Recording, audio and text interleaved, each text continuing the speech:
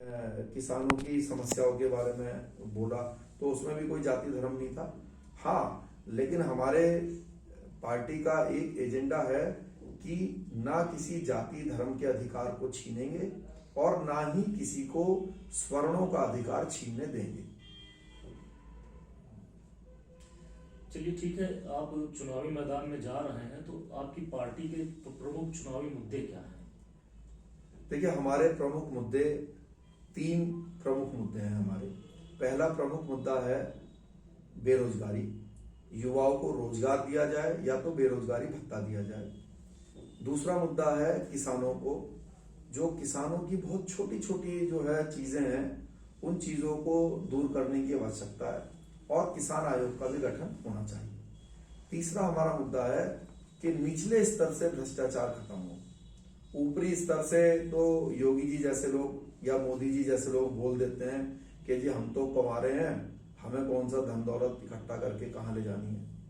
तो अगर सिर्फ क्राइटेरिया यही होता है कि जो कुंवारे लोग होते हैं तो वो लोग ईमानदार होते हैं, तो इसी देश में कुंवारे लोगों में तो जयललिता भी थी, जिनके ऊपर बहुत तगड़ा छापा लगा था और हजारों की संख्या में जो है साड़ियां, जूतियां और पता नहीं क्या क्या निकली थी।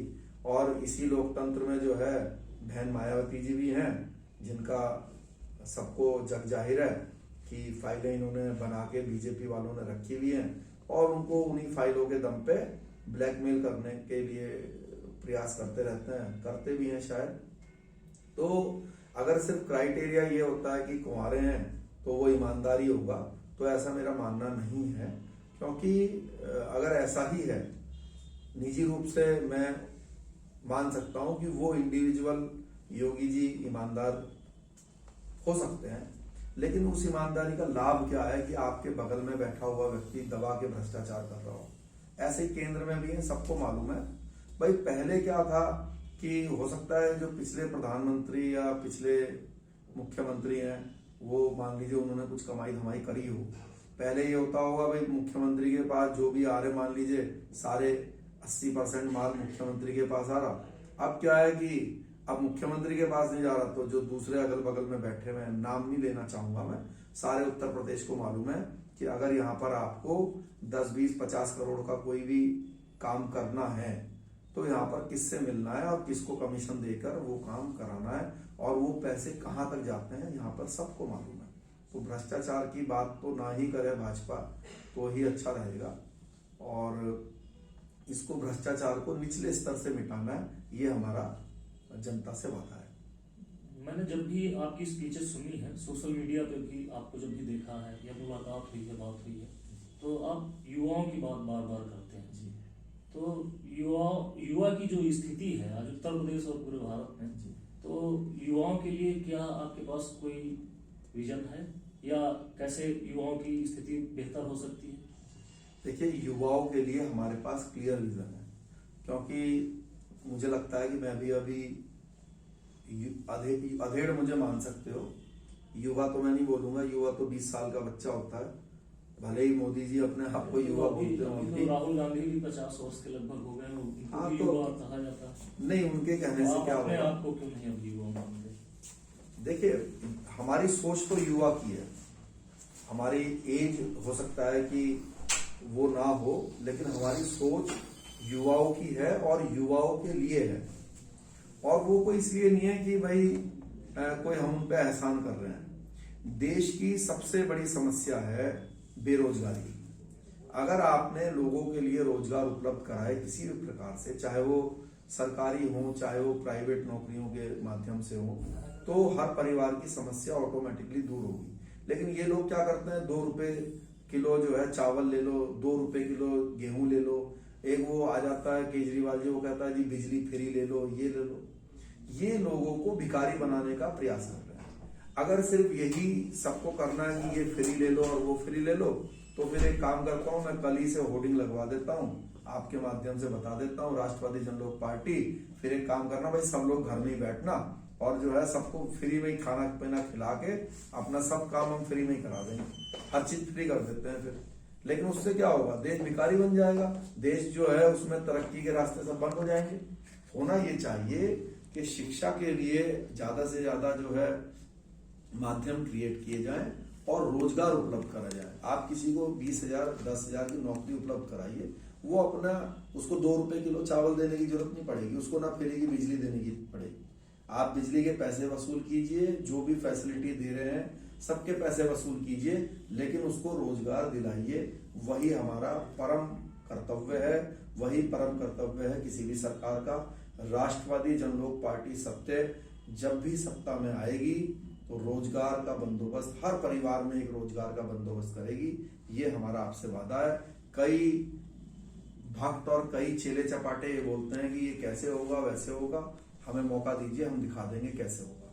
अच्छा, आप राजनीति में जिस तरह से आप आगे बढ़ रहे हैं, जिस तरह से आपका रास्ता दिखाई पड़ रहा है, क्या पहले से प्री प्लान था कि राजनेता ही बनना है, पॉलिटिकल पार्टी बनानी है, या अचानक से कहीं कुछ ऐसा लगा? नहीं, ये प्री प्लान नहीं था। और ये ऊपर जो एक सर्वशक्तिमान बैठे हैं, ये उनकी इच्छा है कि एक राजनीतिक दल ये बने और लोगों की सेवा करे, लोगों को उनके अधिकारों के लिए जो लड़ाई है वो लड़े और उनके अधिकार उनको दे। मेरे पास बहुत मौके आए, अभी भी आते हैं और इससे पहले भी बहुत मौके आए कि मेरे पास चॉइस थी। हरियाणा में हमने चुनाव लड़ा था आज से 3 साल 3.5 साल पहले, तो हमें ऑफर दी गई थी एक बड़े राजनीतिक दल के द्वारा कि पार्टी को हमारे अंदर मर्ज कर लीजिए और हम आपको, आपके परिवार को जो है टिकट दे देते हैं। तो अगर मैं उसको एक्सेप्ट करता तो मेरे घर के लोग विधायक बन जाते, मंत्री भी बन जाते। लेकिन मैं जानता हूं कि फिर उस राजनीतिक दल का बंधुआ मजदूर बन के मुझे काम करना पड़ता। उनके जो गलत कानून है, गलत योजनाएं हैं लोगों के प्रति या हमारे समाज के प्रति या स्वर्णों के प्रति भी, वो हमें चुपचाप उसको सहना पड़ता। इसीलिए हमने उन चीजों को एक्सेप्ट नहीं करा, पहले भी नहीं करा कभी, आगे भी कोई इसके चांस नहीं है। हमारा मकसद एक ही है कि हमारी जो पार्टी का एक विजन है उस पर हम लोग चलें, हम उस पर चल रहे हैं और स्वर्ण समाज के साथ साथ दूसरे लोगों का भी अधिकार ना छीना जाए, इसके लिए हम काम करें। चलिए, तो राजनीति की बात हो गई, हम थोड़ा सा दूसरी बात करते हैं। हमें एक पत्रकार होने के कारण बहुत सारे लोगों ने कई बार पूछा है कि शेर सिंह राणा से कभी आपकी अगर मुलाकात हो तो उनसे भी पूछिए कि ये जो अस्थियों वाला मामला था पृथ्वीराज चौहान की जी, तो ये कैसे वो तालिबान गए, वहां से पृथ्वीराज चौहान की समाज से अस्थियां लाई, क्या वाकई में आप लाए थे, ये घटनाक्रम कैसे हुआ, इसका जरा सच्चाई बताइए। देखिए, सन 2004 में, उससे पहले 2001-2 के आसपास अखबारों के माध्यम से मुझे पता चला कि उससे पहले भी सुनते रहते थे, बट उस समय की घटना है ये 2002-3 के आसपास की। अखबारों में लगातार आ रहा था कि जो हमारे आखिरी भारतीय सम्राट हैं पृथ्वीराज चौहान जी, उनकी समाधि अफगानिस्तान में है और जूते चप्पल मार के उनका अपमान वहां पे 800 सालों से किया जाता है। तो जब ये बात मालूम पड़ी तो बड़ा दुख हुआ मन को, और मन में एक निश्चय किया कि 800 साल से भी ज्यादा से ये जो कलंक लगा हुआ है, क्योंकि जो सम्राट पृथ्वीराज चौहान थे, ऐसा नहीं है कि वो किसी जो यहाँ पे राजपूत हैं या जो क्षत्रिय हैं सिर्फ उन्हीं के ही पूर्वज थे। यहाँ पे इस धरती पर रहने वाले चाहे कोई किसी भी जाति, किसी भी धर्म का व्यक्ति हो, वो हम सभी के महान पूर्वज थे। तो हम सभी देशवासियों का ये अपमान था।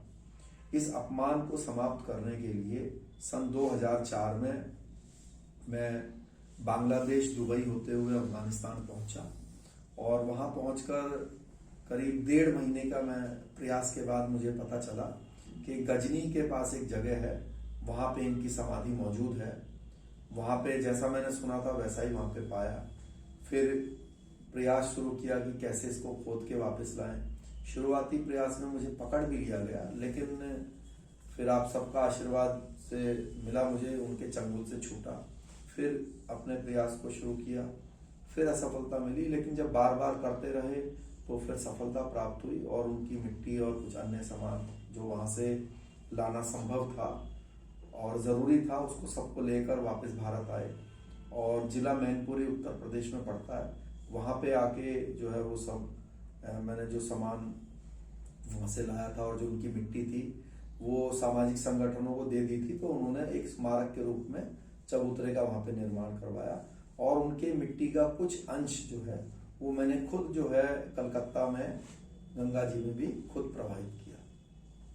जब आप तिहाड़ में जेल में थे तो कुछ वहाँ के अधिकारियों ने अनऑफिशियली ये बात बताई थी लोगों को कि शेर सिंह राणा जो बंदा है जो जेल में अपनी सजा या आरोप के लिए जेल में बंद है, देश को उसके दिमाग और टैलेंट की जरूरत है और उपयोग लेना चाहिए उसके दिमाग का, उसके टैलेंट का। तो क्या ऐसी कोई गतिविधियां रही होंगी जेल में, तिहाड़ में, जिनको लोगों ने देखा और ऐसी बातें बताई? जी देखिए, ये जो प्रश्न है, ये प्रश्न मैंने खुद एक जगह किया तो उसका उत्तर भी मेरे उस प्रश्न से आपको मिल जाएगा।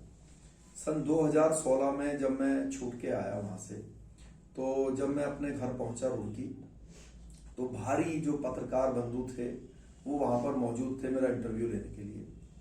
तो मैंने उनको कहा कि मेरे भाइयों दोस्तों, आप मुझसे कोई प्रश्न करें उससे पहले मैं आपसे एक प्रश्न करना चाहता हूं कि आप अलग अलग अखबार के रिपोर्टर हैं, अलग अलग टीवी चैनल के पत्रकार हैं, आपकी कलम ने या आपके माइक ने क्या कभी ऐसा बोला और लिखा है कि शेर सिंह राणा ने किसी से कभी पैसे मांगे हो, कोई बदमाशी की हो, कोई गलत काम किया हो, कोई गुंडागर्दी करी हो?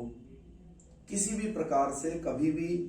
मैं सन 2001 में उस आरोप में जेल गया था और सन 2016 में छूट कर आया था। करीब 15.5 साल, इसमें 13 साल मेरी जेल कस्टडी है और 2.5 साल मेरा जो है जेल से एस्केपिंग है। तो मैंने कहा कि भाई मैं जेल से फरार भी रहा, बाहर भी रहा, तो कभी आपने सुना हो, लिखा हो, अपने टीवी में बताया हो कि भाई फला से उसने उगाही के लिए पैसे मांग लिए, कोई गलत काम किया, कोई बदमाशी करी? तो हमने उस समय जेल से जब फरार थे, हमारे ऊपर बड़ा दबाव था, गलत काम करने का दबाव था, पैसे कमाने के लिए बड़े हथकंडे अपनाने का दबाव था, लेकिन हमने कोई लालच नहीं किया क्योंकि हम प्योर राष्ट्रवादी इंसान हैं, इसीलिए पार्टी का नाम भी राष्ट्रवादी रखा। प्योर देशभक्त राष्ट्रवादी व्यक्ति हैं और अपने घर के पैसे लगा के अपने जीवन को खतरे में डालकर अफगानिस्तान गया मैं उस दौरान, जो मैं सन 2006 और 2004 से 6 की जो बीच में फरारी के दौरान, मैंने उस समय भी कोई गलत काम नहीं करा और जेल में रहने के दौरान भी नहीं करा। कई लोग बोलते थे मुझसे कि आपका इतना नाम है, आप अपना नाम ही बेच दो हमें, हम कमाई कर लेंगे। तो हमने कहा भाई इससे कोई नाम नहीं होगा, ये तो बदनाम वाली बात है। जिस समय आप जेल में थे तिहाड़ में, उस समय बहुत सारे नेशनल और इंटरनेशनल बंदी वहां पर थे। जी। तो एक नाम है माफिया डॉन सुभाष ठाकुर का। लोगों में यह बड़ी चर्चा थी कि सुभाष ठाकुर जो है वो आपके प्रति बहुत स्नेह रखते हैं और आपको जो है चाहते हैं कि उनका कोई मिशन है वो पूरा करें वो, कि इसमें कोई सच्चाई है? देखिए, वो जब मैं तिहाड़ में था तो वो भी वहां पर थे और जब आप साथ में रहते हैं तो एक अच्छे भावना भी कई लोगों से आपकी बनती है, जो मेरी उनसे बनी, आज भी है। आज भी उनसे कभी कभी जो है बातचीत या मुलाकात होती है हमारी, क्योंकि वो मेरे जेल से एस्केपिंग वाले केस में जो है को एक्यूज भी हैं। इस माध्यम से हमारी कभी कभी कोर्ट में बातचीत होती है।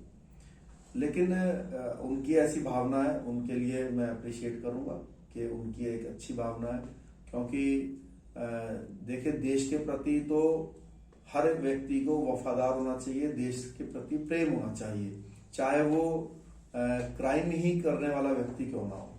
तो ऐसा नहीं है कि जेल में जो है देश के गद्दार बैठे हुए हैं, जेल में भी उतने ही देशभक्त लोग हैं, बहुत अधिकतर, जितने की बाहर हैं। और मैं तो कहता हूं कि अगर ये घोषणा कर दी जाए कि भाई कल बॉर्डर पे लड़ने के लिए जाता है, तो जेल के अंदर मुझे लगता है 90% लोग कहेंगे चलिए हम कुर्बानी देने के लिए तैयार हैं। तो देशभक्ति तो हर जगह मौजूद है लोगों में। ऐसे जो सुभाष भाई साहब हैं, उनके मन में भी देश के प्रति बड़ा प्रेम है, बहुत अच्छी देशभक्ति है और इस बात को मैं जानता हूं कि वो देशभक्त आदमी है, अच्छे इंसान है। चलिए एक छोटा सा किस्सा और आपसे जुड़ा है, वो पूछ लेता हूँ। आपके जो ससुर जी हैं, उनके पास तो एशिया की एक अलग किस्म की बहुत बड़ी माइन है, जो अपनी कैटेगरी की सिर्फ 2 माइन है एशिया में। वो आपको जो है गिफ्ट करना चाहते थे वो, तो आपने उसको इनकार कर दिया। देखिए, शुरू से ही मैं निजी रूप से भी और मैं पारिवारिक रूप से भी, हमारा पहले से ही मन था और अभी भी आगे भी रहेगा हमेशा, दहेज के हम पूरा परिवार और मैं निजी रूप से बहुत विरोध करने वाले व्यक्ति हैं, विरोधी हैं। तो उन्होंने बहुत सारी चीजें हमें देने की, जो अपने बिटिया को सभी देने का प्रयास करते हैं, देना चाहते हैं, तो उन्होंने भी देना चाहा हमें बहुत सारी चीजें, लेकिन उसको मैंने अस्वीकार तब किया जब मेरा शादी का समय आया था। तो मैंने उनसे यही प्रार्थना की थी कि धर्मशास्त्र में भी है भाई, कन्यादान तो सबसे बड़ा दान है, तो जिसने अपनी कन्या दे दी तो उससे बड़ा चीज तो कुछ हो नहीं सकती। और हमने उनसे उस समय भी कहा कि क्योंकि शगुन का होता है, सिक्का लेना जरूरी होता है, मैं तो सिक्का भी नहीं ले रहा था, तो चांदी के सिक्के थे, उन्होंने कहा नहीं ये तो लेना ही पड़ेगा, और जो अंगूठी पहनाई जाती है वो भी शगुन होता है। तो अब मैंने कभी जीवन में अंगूठी, चेन ये सब मैं नहीं पहनता, मुझे कुछ अच्छा नहीं लगता ये सब। तो शगुन के नाम पे उन्होंने वो एक चांदी का सिक्का, जो उन्होंने कहा कि पंडित जी ने समझाया मुझे भाई ये लेना ही पड़ता है, शगुन है, तभी शादी भी कंप्लीट मानी जाती है और अंगूठी भी पहननी पड़ती है। तो फिर उनका मान रखने के लिए वो हमने स्वीकार करी, अदरवाइज तो और सब चीज बहुत ही विनम्रता पूर्वक उनको वापस दी। आपकी पार्टी के पदाधिकारियों की सूची में देख रहा था कि राष्ट्रवादी जन लोक पार्टी सत्य के जो पदाधिकारी हैं वो कौन कौन से हैं। इसमें एक बड़ा दिलचस्प और रोचक नाम मुझको पढ़ने को मिला, मुन्नी देवी जी, पूनम देवी की बहन है जी। तो ये कैसे हुआ ये घटना? देखिए, मुन्नी देवी जी उत्तर प्रदेश की महिला प्रकोष्ठ की अध्यक्ष हैं राष्ट्रवादी जन लोक पार्टी सत्य, और हमारे उत्तराखंड की जो है वो सह प्रभारी हैं, और वो उस कमेटी की भी सदस्य हैं जो ये तय करेगी कि किससे गठबंधन होना है। तो ये दिलचस्प इसलिए है क्योंकि एक तो उनको मालूम है कि मैं एक, अगर मेरी निजी रूप से बात की जाए तो जिस चीज के लिए मुझे कुछ लोग बदनाम करने का प्रयास करते हैं वो चीज है नहीं, तो ये बात उनको निजी रूप से मालूम है। दूसरी बात है कि ये जो फैसला होता है ये पूरी पार्टी करती है कि किसको क्या जिम्मेदारी देनी है। ये मैं इस पार्टी में मात्र एक मुख्य प्रचारक, पार्टी का प्रचार प्रसार में करता हूँ, लेकिन जो पार्टी की पॉलिटिकल विंग जो पदाधिकारियों के रूप में है उसमें ना मेरी कोई दखलंदाजी है, ना मेरा कोई नियुक्त करने का प्रभार है, और किसको क्या जिम्मेदारी देनी है ये तो जो हमारे राष्ट्रीय संगठन मंत्री हैं, राष्ट्रीय अध्यक्ष हैं, राष्ट्रीय महासचिव हैं, उसकी पूरी एक कोर कमेटी है, तो वही सब लोग इसको डिसाइड करते हैं। मुझे तो ये भी नहीं मालूम होता कि किससे गठबंधन की बात चल रही है या किससे कर सकते हैं नहीं कर सकते। हमारा काम है पार्टी का प्रचार प्रसार करना, और ये मैं इसलिए करता हूँ क्योंकि मैं जानता हूँ कि राष्ट्रवादी जन लोक पार्टी सत्य ही एक ऐसा राजनीतिक दल है जो स्वर्णों की आवाज बनने के साथ साथ दलित और पिछड़े समाज और जो हमारे अल्पसंख्यक भाई हैं उनके भी साथ कभी अन्याय नहीं होने देगा। ये आपने बड़ी रोचक बात बताई कि मुन्नी देवी आपकी पार्टी में पदाधिकारी भी हैं, और आप चूंकि पार्टी में हैं तो उनसे मुलाकात भी होती होगी, बातें भी होती होंगी। बिल्कुल। और वो ये भी जानती हैं कि उनकी बहन के हत्या के आरोप आप पे लगे हैं जी, और मामला अभी कोर्ट में है जी। तो कभी कोई ऐसा डिस्कशन हुआ आपके बीच में इस मामले को लेकर? हाँ, इसके लिए बहुत बार डिस्कशन हुआ, और कई टीवी चैनल्स ने जो है हम दोनों लोगों को एक साथ बैठा के इंटरव्यूज भी करे, और उन इंटरव्यूज में उन्होंने क्लियर बताया कि क्या सही स्थिति थी, क्या सब सच है। कोर्ट में भी उन्होंने बताया, वो मुख्य गवाह भी थी उस केस में।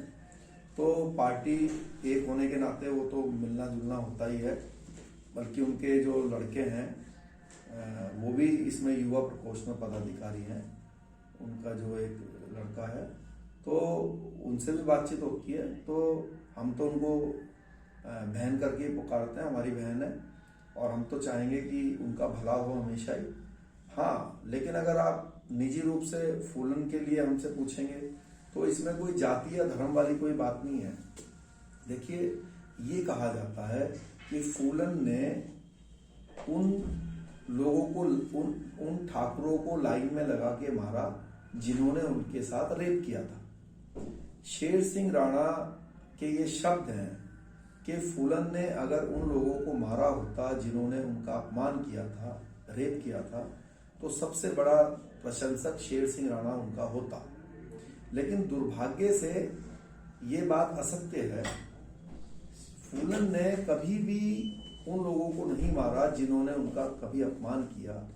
फूलन ने जिन 24 लोगों की गोली मारी और उसमें 20 लोग मर गए, एक बच्ची के भी जमीन पर पटक दिया था, सीता नाम की बच्ची थी जो अपाहिज हो गई थी, बाद में उसकी मृत्यु हो गई।